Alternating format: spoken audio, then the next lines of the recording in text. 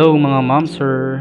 Malungkot nga lang na balita kasi ninakaw po ang ating bike sa may bandang MOA Seaside sa Pasay. Kung sino man po ang nagnakaw ng bike ko, pakialagaan naman po at sana makatulong din sa'yo kung bakit mo siya ninakaw. At sana wag mo nang ulitin. Lumaban po tayo ng patas. Ito yung last picture bago ninakaw ng 7 PM. Ito naman si Trinksy, 7 years na sa akin at marami din kami napunta na lugar. Buti na lang at nasa akin pa siya kasi kahit paano nakapag-bike pa rin ako. Regalo din ito sa akin ng ate ko kaya hindi ko rin basta-basta maibigay at maibenta. At dahil matagal na sa akin, upgradeitis talaga siya malala. Kaya ayan, ang daming sakit. Kaya hanggat maaari, wag na wag pa kampante kahit saang lugar mo ilagay ang iyong mga bisikleta dahil marami nag-aabang na malingat ka lang upang ikay mabiktima. Sabi nga nila, pag may nawala, may papalit na mas maganda.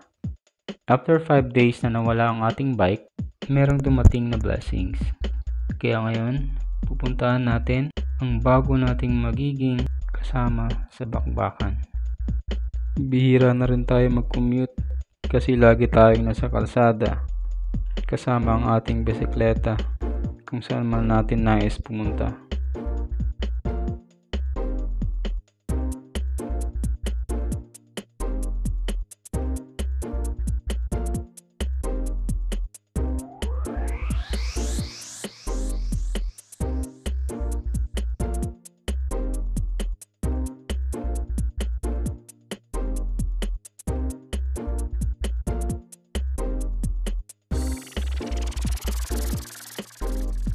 At ayan na nga guys, dito na tayo sa showroom ng KTM Philippines, fresh from the box. At ayan na po ang ating mga kasama sa bakbakan. Maraming salamat po Sir Minazanza sa pag-assist sa akin at paggawa ng paraan para sa akmang size ng bike para sa aking height. At ayan, nabuo na po ang ating bike at napaka-solid. KTM Xtrada gravel bike, extra small. At ipapakabit na lang natin ang bar tape at wala siyang kasamang pedal. Bibilan din natin siya ng clutch pedal. Ayan na po, first time ni gravel under the sun. At pinakabit na natin ang bar tape, pinaigpitan na rin ang center lock.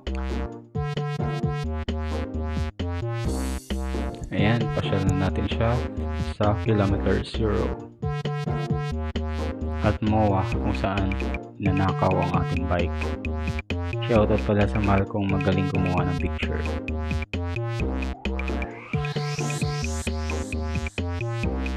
Ayan lang guys, and ride safe sa lahat. Sana wala nang mawawalang bike para happy lang lahat. Bye!